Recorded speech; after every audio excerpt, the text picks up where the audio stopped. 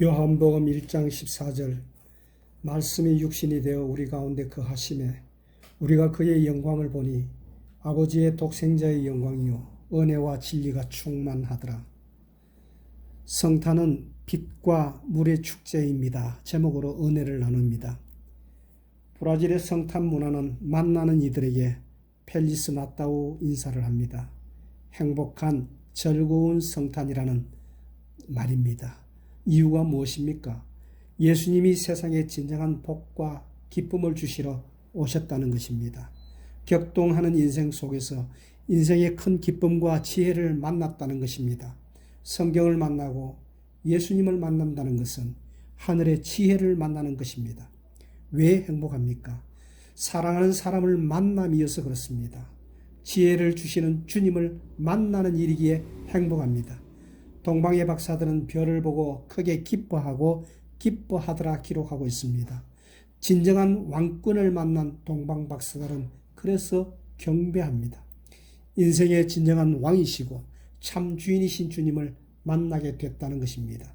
주님의 왕권이 내 마음 중심에 회복된 행복한 사람들의 고백입니다. 주님의 나심을 요한복음 8장 23절에 너는 아래에서 났지만 나는 위에서 났다. 요한복음의 핵심 말씀입니다. 너희는 이 세상에 속했지만 나는 이 세상에 속하지 아니하였느니라. 다윗의 자손 요한의 아들 마리아의 아들이 아니라 위에서 오신 하나님의 아들이라는 선언입니다. 편의상 마태복음 1장에서 유대인들을 위한 복음에서 예수님의 탄생이 아브라함과 다윗 왕으로 출발해서 다윗 왕으로 자손으로 오심을 밝히는 하향식 족보로 기록되고 있습니다. 이방인들을 향한 누가복음서는 3장 23절에 38절에서 예수님에게서 출발해서 인류의 조상 아담에게까지 올라가는 상향식 기록으로 예수님의 출생을 기록하고 있습니다. 동방의 박사들이 경배한 예물의 의미에는 왕에게 드리는 황금, 신에게 바치는 향기의 유향, 죽음을 준비시키는 모략을 드렸습니다. 마태복음 2장 11절에 아기께 경배하다. They bowed down and worshipped him. 그렇게 말하고 있습니다. 모든 무릎이 예수님의 이름에 경배하는 bowed down, 무릎 꿇려지는 감사의 계절입니다. 주님은 세상에 오셔서 병든 자, 귀신 들린 자, 사회적인 약자들의 성탄절 선물로 오셨습니다. 주님은 그들을 치유하고 온전케 하고 북돋워 주셨습니다. 땅에 붙들려 사는 이들에게 하늘을 가져와 주셨습니다. 하나님을 믿는다는 것은 우리의 현실을 하늘로 가져가는 것이 아니라 우리 현실 속에 하나를 가져오는 것입니다. 잊지 마십시오. 그리스도 곧 헬라어로 메시아, 기름 부음 받은 자, 하나님이 인정하신 셰비어 구원자이십니다. 하늘에 있는 자들과 땅에 있는 자들과 땅 아래에 있는 자들로 모든 무릎을 예수의 이름에 꿇게 하신다고 빌립보서 2장 10절에 11절에서 말하고 있습니다. 누가복음 2장 11절에서 오늘 다윗의 동네에 너희를 위하여 구주가 나셨으니 곧 그리스도 주시니라. 예수님의 성탄은 초막절의 물과 빛 축제의 성취입니다. 요한복음 1장 14절에 Made his dwelling among us. 하나님께서 우리 가운데 거하시는 성전으로 태버네이클로 오셨습니다. 우리가 살아가는 이 땅에 예수님이 왕이 되시는 하나님의 나라를 세우겠다는 선포인 것입니다. 하나님께서는 예수님의 나라와 그분의 왕권이 영원하실 것이라고 약속하셨습니다. 이스라엘 백성들은 유대 달력으로 해마다 7월 15일부터 21일까지 초막절을 지켰습니다. 초막은 텐트지요. 또 성막이고 영어로 터버네이크, 그 하심에 드웰링, 곧 거주하심에 있습니다. 함께 하시기 위해서 하늘의 보좌를 버리셨습니다. 큰소리 천둥이나 번개로 개입해 세상에 들어오신 것이 아니라 어린 아기로 슬며시 스며 들어오신 예수님 하나님이신 것입니다. 성탄절만 되면 사람들은 누군가로부터 받을 선물을 기대하지요. 하지만 성탄의 유일한 선물은 예수 그리스도십니다. 요한복음 8장 12절 말씀, 나는 세상의 빛이니 나를 따르는 자는 어둠에 다니지 아니하고 생명의 빛을 얻으리라. 우리 가운데 빛으로 생명의 물로 오신 성탄입니다. 이분 안에서 우리는 하나님을 만나는 장소가 되시고 성전이 되시고 우리와 함께 거하시며 임마누엘이 되시는 것입니다. 우리를 사랑으로 덮으시는 우리가 만날 성전이시고 초막이신 것입니다. 그래서 예수님의 성탄은 초막절에 이루어져야 했고 초막으로 오시는 이유가 되는 것입니다. 초막절 행사의 기원은 이렇습니다. 먼저 하나님께서 이스라엘 백성들에게 초막을 지으라 합니다. 그 이유가 무엇입니까? 사람들은 삶이 평안해지면 잊기를 잘하는 속성이 있습니다. 그래서 하나님은 절기라는 그 장치를 마련해서 초심을 잃지 않도록 배려해 주셨던 것입니다. 가장 어려웠던 때를 기억하며 겸손하게 살아라. 은혜를 기억하며 감사하며 살아라는 것입니다. 과거를 돌아보며 현재에 감사하고 미래를 믿음과 소망 중에 바라보라는 그 절기인 것입니다. 출애굽을 한 이스라엘 백성들에게 제사장 나라여 너희는 거룩한 백성이라는 소명을 주셨습니다. 초막절이 되면 이스라엘 백성들은 수카라는 텐트 초막을 지어놓고 일주일 동안 그 안에서 야영 생활을 했습니다. 그것은 조상들이 겪었던 광야 생활의 고생을 잊지 말라는 것이었습니다. 40년 광야 생활을 했던 그 이유를 따지고 보면 사실은 소명에 합당한 하나님의 백성으로 하나님의 나라로 그 존재로 단련되고 훈련되기 위한 과정이었던 것입니다. 자기 중심으로 구부러진 인간들이 타자를 소중한 이웃으로 대하고 그들을 위해서 나를 선물로 내어줄 수 있는 그 단계까지 가기까지는 많은 훈련과 시간이 걸리는 법입니다. 초막을 짓는데 사용된 재료는 종려나무 가지, 감람나무 가지, 화석류, 도금냥, 엄매와 나무가지를 사용했습니다. 감람나무, 무성한 가지, 종려가지, 대충 지붕을 덮은 초막은 그렇게 짓고는 한 주간 거기에서 거주했던 것입니다. 율법 해석서인 미시나에 따르면 비도 새고 대충 얼기설기 종려나무 잎으로 덮은 초막은 밤에 잠을 잘 때면 별이 3개 이상 보일 수 있도록 그렇게 지으라고 말하고 있습니다. 초막 안에는 한 해에 수확한 과일 중에서 대표적인 아름다운 나무의 실과인 에트로고를 가져다 놓았습니다. 또 초막절 첫날부터 아르바 미님이라는 4가지 식물이라는 뜻인데 기도의 도구를 준비해야 했습니다. 모든 식물은 물이 없이는 살 수가 없습니다. 이 기도 도구를 준비하는 이유가 하나님은 생명의 공급자요 우리의 주인이라는 것을 고백하기 위한 것이었습니다. 아르바미님, 거기에는 룰라브라고 불리는 종려나무 가지, 그리고 무성한 하다사라고 불리는 미터르 나무, 그리고 신의 버드나무 가지가 사용되었습니다. 이것을 동서남북으로 흔들면서 감사하며 기쁨의 기도를 드리기 위해 했던 것입니다. 특히 초막절 절기에는 백성의 남녀와 어린아이뿐만 아니라 성 안에 사는 외국 사람들도 다 초대해야 했습니다. 하나님의 백성과 공동체에 맡기신 일이 있습니다. 교회가 힘을 다해서 돌볼 일들은 난민과 가난한 이웃을 향한 책임입니다. 더 중요한 것은 초막절에는 율법을 낭독하라 말씀하셨습니다. 이 율법 낭독의 의미는 역사의 방향 잡기라고 말할 수가 있습니다. 하나님의 백성으로 바로 살고 있는지를 돌아보고 어긋난 자리에 있다면 돌이키기 위한 그런 장치였던 것입니다.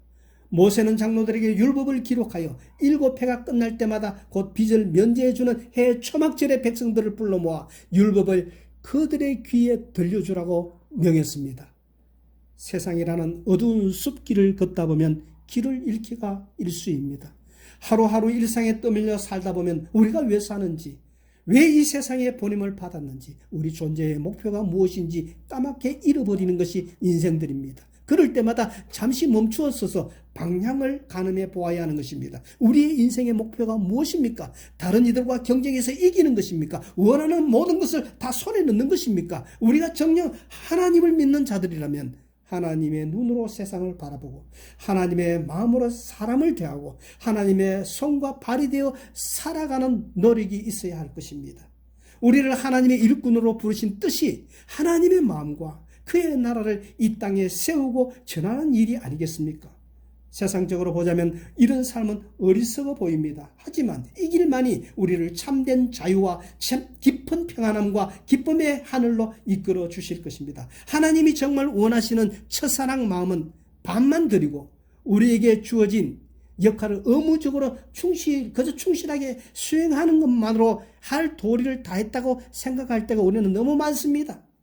세상적인 삶이 어느덧 습관이 되고 나도 모르는 사이에 세상에 길들여진 채 살아가고 있습니다. 초막절에 거룩한 나심으로 오시는 예수님은 우리를 위로 향하는 마음과 욕망을 낮추는 마음으로 그것을 교정시키기 위해서 말씀으로 오신 것입니다. 마태복음에 따르면 메시아가 태어났다는 말을 들은 헤롯은 무척이나 당황했습니다. 왕 중에 왕으로 오시는 예수님을 경쟁자로 여긴 헤롯의 당연한 태도였던 것입니다. 주님을 대적하는 일만큼이나 어리석고 사악한 일은 세상에 없습니다. 헤롯은 군대들을 보내서 베들레헴 인근에 태어난 2살 이하의 아기들을 모두 죽였습니다. 임마누엘, 율법의 성취자로 구원자로 오셨기 때문에 오늘 우리에게는 무한한 기쁨입니다. 행복한 삶을 선물하시는 주님이십니다. 내 영혼이 구원받고 내 기도가 막혔던 영적인 문제에 하나님과 직통으로 만나는 영적 고속도로가 되어주셔서 만남의 문제를 해결시켜 주신 것입니다. 나의 마음의 문만 열면 매일 매순간 목마른 인생의 구세주로 찾아오십니다. 우리의 주님이십니다. 우리의 셰비어, 포르투게스로 헤덴 토르시기 때문에 답답한 영혼들은 예수님의 은혜로 충만히 채우는 성탄 초막절인 것입니다. 초막절 절기 동안에 오실 메시아를 기다리며 횃불을 들고 춤을 추면서 시편 113편에서 118편까지 할렐루야 찬송을 이스라엘 백성들은 했습니다. 이번 성탄절에 우리는 나를 구속해 주심을 기억하는 내 심령의 초막을 하나씩 지어야 할 것입니다. 광야 40년을 지나는 동안 바위를 쳐서 물을 내시고 매일의 양식을 만나와 매출하기로 생명 유지를 해주시고 보호해 주신 하나님을 찬양해야 합니다. 햇빛과 비를 주신 한순간도 하나님의 도움이 없이 살 수 없었던 그 일들을 기억하는 것입니다. 준비한 예물을 하나님 앞에 드리며 찬양과 감사로 높이며 정성껏 감사해야 하는 것입니다. 우리가 이 땅에 사는 곳은 임시 거처이고 앞으로 새하늘과 새 땅을 바라보면서 성탄의 초막의 잔치를 하는 것입니다. 계시록 21장의 2400km의 새 예루살렘을 더욱 사모하라는 하나님의 부르심인 것입니다. 신명기 16장 16절 말씀에 이스라엘의 모든 남자들이 초막절에 성전에 올라가야 했습니다. 요한복음 7장 2절에서 10절에 보면 예수님도 이 초막절 감사 기간에 올라가셨습니다. 250만의 예배자들은 거룩한 노래와 감사로 지금 우리를 구원하소서 호산나의 찬양을 하고 있었습니다. 종려와 화성류 나무 가지를 흔들면서 높이 호산나 찬양했습니다. 시편 106편 1절 말씀 할렐루야 여호와께 감사라 그는 선하시며 그 인자하심이 영원함이로다. 절기 때 레위일의 합창대가 성전 건물의 흰 대리석 계단 한쪽에 나란히 서서 찬양과 예배를 인도했습니다. 이제 초막절 행사를 소개합니다. 초막절에는 크게 2가지 중요한 의식이 있었습니다. 하나는 제사장 뜰에서 성전 제단에 물을 붓는 의식이었습니다. 보통 경우는 제사장의 뜰에 일반인들이 들어갈 수 없었지만 이때만은 개방했습니다. 또 하나는 밤이 되면 여인의 뜰에 있는 등잔대에 금대접에 기름을 붓고 불을 환히 밝히는 그런 풍습이 있었습니다. 초막절 잔치를 위해서 예루살렘에 모이는 초막절 기간 동안에 황소 70마리를 비롯한 수백만의 희생 제물과 함께 성대한 희생 제사가 준비됩니다. 얼마나 많은 제사를 집례하는 제사장의 역할을 나누어서 해야 할지 상상해 보세요. 24명의 제사장들이 8명씩 세 그룹으로 나눠서 각각 예식을 진행했습니다. 각자의 일을 담당했습니다. 제단의 남서쪽에는 꺾여진 버드나무 가지가 세워지고 백성들은 그 버드나무 가지 앞을 매일 한 바퀴씩 돌면서 기도를 하지만 마지막 날에는 7바퀴를 돌면서 하나님의 은혜를 구하는 기도를 합니다. 백성들의 손에 정성껏 준비한 4가지 식물을 들고 흔들면서 동서남북으로 기도하며 제사장의 뒤를 따랐습니다. 물이 없어 죽어가는 버드나무 가지처럼 하나님의 은혜 상징에 물이 없으면 기약할 수 없는 우리 광야의 인생입니다. 그런 고백입니다. 우리의 생명은 하나님께 붙들려 있다는 그런 고백입니다. 각각 다른 외모와 다른 생각을 가졌지만 한 몸으로 되어야 한다. 말씀을 아는 자나 모르는 자나 행함이 있는 자나 행함이 없는 자나 다 하나가 되어서 유대 민족이 굴러가게 해달라는 그런 낮춤의 기도인 것입니다. 초막절에 사용된 도구 아르바 미님이라는 특징은 4가지 식물로 만들고 있습니다. 첫째, 광야 생활을 상징하는 종려나무 룰라브입니다. 다음은 에트로그입니다. 가나안 땅에서 얻게 될 열매를 상징하는 아름다운 실과의 상징이 레몬과 비슷하게 생겼죠. 이 에트로그를 시장에서 구입하는 이스라엘 백성들을 봤더니 혹이라도 흠이 있을까 해서 돋보기로 보면서 정성껏 물건을 골라서 기도 준비를 하고 있습니다. 세 번째, 하다스라는 젖과 꿀이 흐르는 땅을 상징하는 무성한 가지입니다. 이 하다스는 페르시아 왕 아하수에로 왕비 에스더의 히브리식 이름이기도 합니다. 이 하다스는 향수의 원료입니다. 영어로 미트롤. 은명하라고도 불리고 높이는 2-3m 정도 자라고 가지를 꺾어 놓아도 며칠간은 생명력이 있고 거기에 연관된 흰 꽃은 별과 같이 생겼다 해서 에스테르, 스타, 도금냥나무, 화석류나무로 소개되고 있습니다. 네 번째 식물은 아라바입니다. 신의 버들입니다. 버드나무 가지는 꺾인 즉시 마르고 죽죠. 물이 생명과 직결되어 있다는 의미인 것입니다. 요단강을 걷는 기적의 상징으로 신의 버들을 흔들었던 것입니다.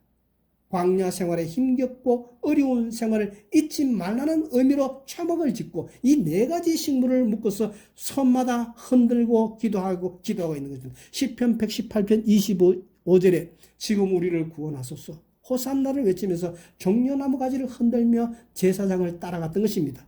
흔들며 떨어진 놀라버 종려나무의 가지 물결은 잎사귀는 죄의 용서를 의미하는 것입니다. 흔드는 나뭇가지들과 초막은 생명의 공급자가 바로 예수님이십니다. 생명의 물로 나타났던 오직 예수님을 통해서만 우리가 생명을 얻을 수 있습니다. 우리는 어둠의 세상 주관자들로부터 벗어나서 빛의 나라 곧 천국에 들어갈 수 있는 자격을 얻었다는 고백인 것입니다. 초막절 먼저 물을 붓는 예식을 더 자세히 살펴봅니다. 첫날에 제사장들은 실로암에서 물을 떠다가 포도주와 함께 성전의 제단에 부었습니다. 제단에 부어지는 물은 포도주와 함께 광야에서 반석을 쳐서 솟아나오는 샘물을 상징했습니다. 물은 우리의 영혼을 정결케 하고 새롭게 하고 활력을 주는 하나님의 은혜의 상징이었습니다. 기드론 시내로 연결된 관을 통해서 사해로 흘러가는 물은 이스라엘 자손과 땅을 회복시켜 주시고 살려내는 것입니다. 갈증에 목마른 영혼들은 이 물을 마심으로 상쾌해집니다. 마음속에 주님을 갈구하고 갈망하는 자들에게 주님은 갈증을 채워주려고 오시는 것입니다. 우리가 아무리 마시고 또 마셔도 생수는 늘 새롭게 공급되는 것입니다. 다함이 없는 영생의 샘물이 되어주시려고 오셨습니다. 바싹 마른 불모의 땅을 바꾸어 사막에 꽃이 피게 되게 해주게 되는 것이 샘물입니다. 멸망할 자들에게 생명을 주는 샘물. 이거는 그리스도만이 우리를 향해서 주실 수 있는 것입니다. 마음속에 예수님을 왕으로 모신 사람은 이미 그 속에 축복의 샘, 영생의 샘물을 가진 사람들입니다. 예수님의 사랑이 마음속에 받아들여진 자에게 샘처럼 솟아나서 영생에 이르게 할 것입니다. 예수의 사랑이 마음속에 샘솟는 영혼은 먼저 자신이 복을 받습니다. 또 그가 살아내는 그 삶 속에서 의로운 말과 행실 가운데서 생수가 흘러나와 주위에 있는 모든 목마른 갈급한 자들에게 은혜와 능력의 활력의 샘의 역할을 하게 되는 것입니다. 초막절 동틀 무렵 제사장들은 언나팔을 길게 드높이 울립니다. 백성들은 각기 장막에서 외치는 환호성으로 들과 올짜기에 호산나 메아리로 가득 채웁니다. 제사장의 나팔과 레위인의 찬양과 이스라엘 백성들의 축제입니다. 받는 기쁨도 적은 기쁨이 아니지만 드리는 기쁨은 얼마나 큰 기쁨인지 최고의 기쁨을 발견하는 그런 현장입니다. 아침 해가 뜨기 전에 새벽녘에 어둑어둑할 때에 제사장들은 금으로 만든 주전자를 가지고 실로암으로 내려갑니다. 실로암은 서서히 흐르는 물이라는 뜻이고 기온 셈에서부터 히스기야 터널을 흐르는 500m 지하수로로 연결되어 있습니다. 제단에 부은 물은 실로암에서 항아리에 담은 제사장은 그 항아리를 높이 들고 나팔이 울리는 가운데 음악에 발맞추어 천천히 성전뜰로 올라가서 성전 제단에 물을 붓기 위해서 제사장들을 향해서 출발합니다. 그 계단은 시편 120편에서 134편까지 읽도록 의도적으로 15개의 계단을 만들었습니다. 목마른 인생의 메시아가 오셔서 우리의 목을 축이고 구원하시는 인생의 갈증을 해결하시는 그 말씀입니다. 조심스럽게 계단을 오른 후에는 제단 앞에 물을 붓습니다. 하나님이 우리의 하나님 되어주심에 감사합니다. 구원을 상징하는 물을 붓습니다. 연못에서 떨어온 금 항아리의 왕끈의 물과 속죄의 은 항아리 은잔의 포도주를 부으면 이 물은 기드온 골짜를 흘러서 저 사해까지 내려가는 것입니다. 이사야서 12장 4절 말씀, 주 여호와는 나의 힘이시며 나의 노래시며 나의 구원이심이니라. 그러므로 너희가 기쁨으로 구원의 우물들에서 물을 기르리로다. 흐르는 물을 보면서 백성들은 더 중요한 의미를 묵상합니다. 지난 주일에 리오의 향나무 선교 회원 중에 50년 이상을 술, 담배를 끊지 못해서 참 힘들어 하시다가 아무 생각 없이 자신도 모르는 사이에 끊어졌다고 즐거워하는 간증을 들었습니다. 우리가 고쳐야 할 많은 부분은 나의 노력도 소중하지만 하나님의 은혜로 가능한 것입니다. 여호와를 기뻐하는 것이 너희의 힘이다. 이는 예수께서 생명 그 자체이시고 그분은 모든 것보다 크시며 하나님의 은혜를 전적으로 의존할 때에 하나님의 은혜의 역사가 내 속에 나타난다는 것입니다. 둘째 날부터는 첫 번째 그룹의 제사장들은 제사하는 일이고 두 번째 그룹은 실로암에서 물을 길러오는 일이지요. 세 번째 그룹은 이제 아름다운 동문으로 나가서 모짜골짜기라는 곳에 가서 버드나무 가지를 꺾고 옵니다. 높이는 약 8m에서 9m 정도의 큰 시내 버드를 잘랐습니다. 이 큰 버드를 들고 제사장들은 정렬하며 성전을 향해서 걸으며 행진합니다. 왼발을 디디며 시대버너를 흔들고 오른발을 디디면서 버드나무를 흔들며 행진합니다. 버드나무 가지를 흔들 때마다 멋진 바람 소리를 내며 수천의 바람 소리를 만들어냈습니다. 성전을 향해 행진하면서 퍼레이드와 바람 소리의 하모니입니다. 히브리어의 바람은 루하흐, 곧 성령입니다. 생수를 떠서 행진하는 제사장과 또 다른 한 그룹은 버드나무 가지를 흔들어서 바람 소리가 의미하는 성령과 함께 성전을 향해 나아갑니다. 이것은 성령께서 예루살렘에 임하는 것을 상징하는 것입니다. 성전에 도착했을 때 피리 부는 제사장이 앞서서 무리들을 인도합니다. 피리는 찔러 구멍을 낸 것과 같습니다. 이 피리 부는 자를 향해서 찔린 자라고 말했습니다. 예수님의 허리에 찔린 것을 의미합니다. 초막절의 모든 행사는 그래서 메시아의 오심을 기다리는 표현이고 예수님을 상징하는 것이었습니다. 마지막 공생애를 사시던 예수님께서도 이 마지막 초막절을 지키러 예루살렘으로 올라가셨습니다. 그리고 초막절 큰날 호산나 라바 명절 곧 큰날에 초막절 8일째 이 명절 큰날에 세 번째 퍼포먼스가 있었습니다. 요한복음 7장 37절 38절입니다. 명절 끝날 초막절에 일어나는 모든 것을 보시는 그 예수님의 마음이 심히도 답답하셨습니다. 이미 성탄하셔서 메시아로 구세주로 세상에 오셨는데 백성들은 눈앞에 계신 하나님을 알아보지 못하는 것입니다. 답답하게도 계속 호산나 구원자를 보내주셔서 찬양하고 기도하고 있으니까 예수님이 얼마나 민망하십니까? 초막절 잔치 절정에 달했을 때에 그 250만이 모인 무리 앞에서 예수님은 자리에서 벌떡 일어나십니다. 그리고 성전 마당을 향해서 다 울릴 만큼의 큰 음성으로 외칩니다. 내가 생수의 근원으로 왔다. 축제를 해도 채워지지 않는 갈급함, 인생의 공허함 가운데 주님이 외치십니다.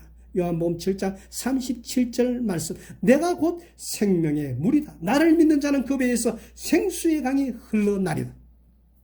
물은 곧 생수의 강으로서 생명을 의미하는 것입니다. 생수의 강은 과연 무엇을 의미합니까? 에스겔서 47장에 보면 성전 문지방으로부터 흘러나오는 그 강물을 의미하는 것입니다. 이 물은 동쪽 성전 바깥문을 흘러나와서 남쪽으로 흘러가면서 강물을 이루고, 그리고 이 강물이 흐르는 곳마다 생물들이 가득 찼고, 강 좌우편에는 각종 과실나무가 있어서 달마다 과실을 맺고, 그 나무의 잎사귀들은 약의 재료가 되었다.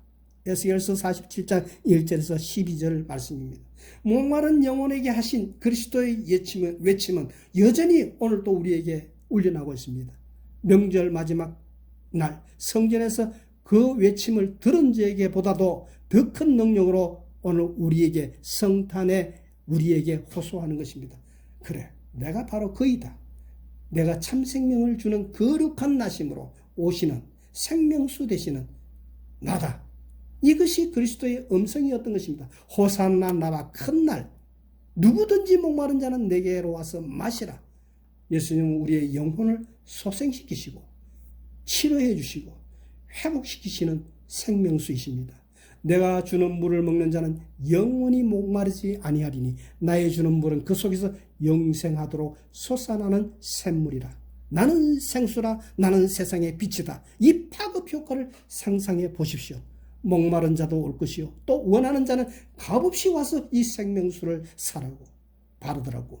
피곤하고 목마른 자들에게 이 샘은 모든 사람을 위해 열려 있는 것입니다. 영원히 생명의 신선한 물이 제공되고 있습니다.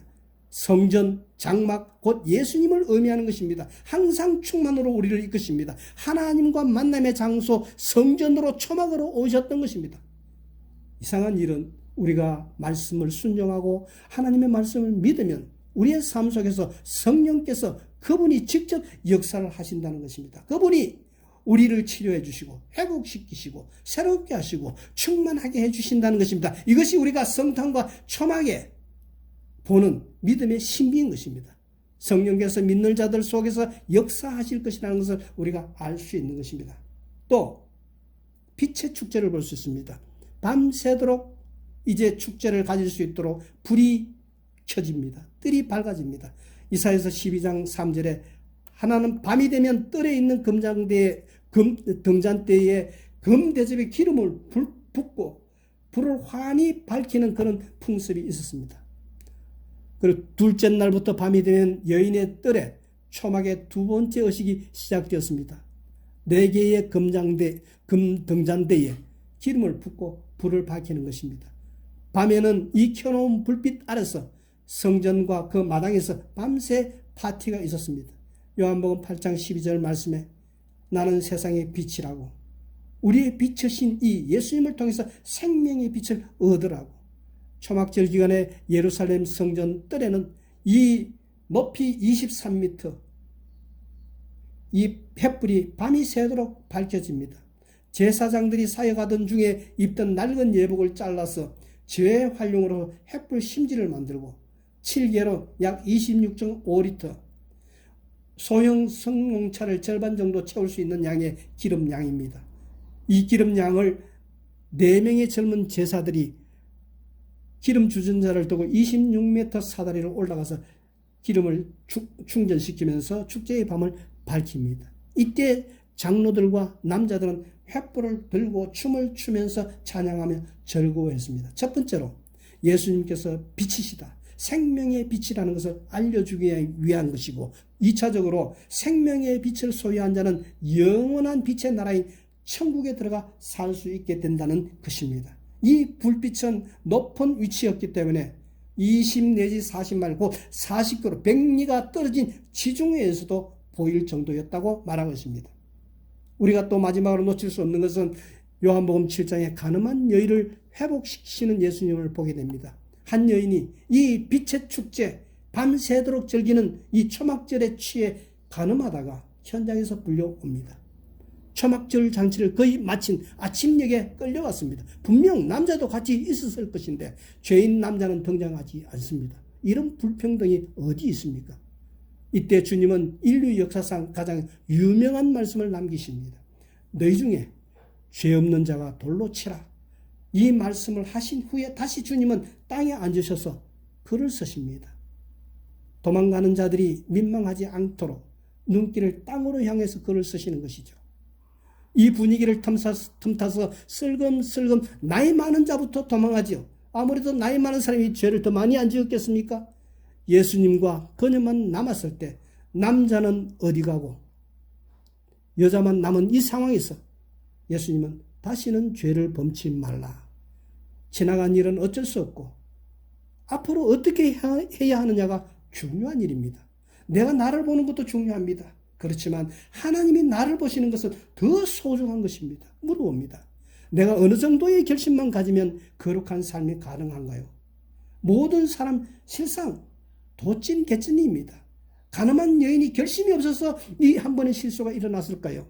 내가 결심한다고 실수를 하지 않을 수가 있을까요? 새 사람 되기 위해서 하나님의 말씀으로 살아가기 위해서 가장 필요한 것이 무엇이겠습니까? 디모데전서 4장 4절에서 5절 우리의 거룩함은 말씀과 기도로 가능하다고 가르쳐주고 있습니다. 마음 중심에 잘 박힌 목과 같은 말씀이 자리하고 있어야 하는 것입니다. 다음으로 이 말씀을 의지해서 주님 앞에 기도하는 기도로 가능해지는 것입니다. 기도하고 말씀이 내 마음속에 역사하도록 해야 하는 것입니다. 말씀 앞에 겸손하게 엎드려야 하는 것입니다. 하나님의 뜻을 따라 살고자 하는 갈망이 있어야 합니다. 자기에 대한 절망에만 머무르면 안 되는 것입니다. 내가 노력하는 것도 소중하지만 노력과 더불어서 하나님의 도움을 구하는 기도가 더 현명한 것입니다. 어느 날 어떤 아버지가 자기 아들에게 약속을 합니다. 아이가 감당하기 힘든 무거운 돌을 조금만 움직이면 그 보상으로 아이가 놀랄 만한 좋은 선물을 주겠다고 약속합니다. 아이는 있는 힘을 다해서 땀을 뻘뻘 흘리면서 최선을 다합니다. 아버지는 힘이 빠진 아이에게 다가가 묻기를 조금 옮겼니?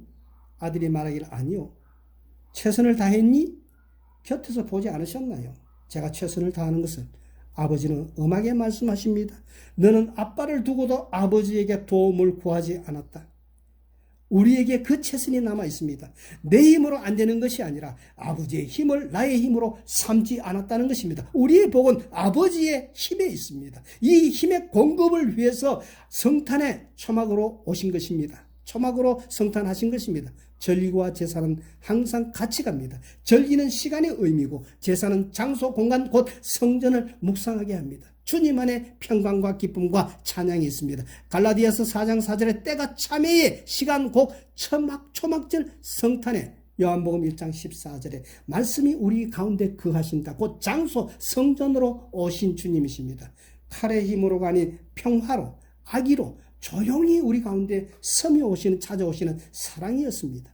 부족하고 연약한 나를 포기하지 않으셨고 계속 키우시고 또 만드시고 또 기다려주시는 그 성탄으로 오늘도 우리는 그 주님이 우리를 만나주시는 것입니다. 화려하고 멋있는 소리로 세상을 영향을 끼치라는 것이 아닙니다. 오히려 성탄 곧 주님의 방법에 순종하고 평화로운 경주를 하라고 하십니다. 성탄을 함께 나누는 일이 하나님의 부르심이자 성탄의 마음인 것입니다. 결론을 맺겠습니다. 성탄의 예수님은 여전히 외치고 계십니다. 초막을 만들어라. 그곳에서 생명의 물과 어둠 속으로 빛으로 구해주신 기억을 더듬으라. 광야 초막에 서면 우리의 인간 영혼은 가장 맑아집니다. 철저하게 자기 스스로를 높일 수 없는 그런 수동적인 상황이 되는 것입니다. 광야에 서면 눈빛이 맑아집니다.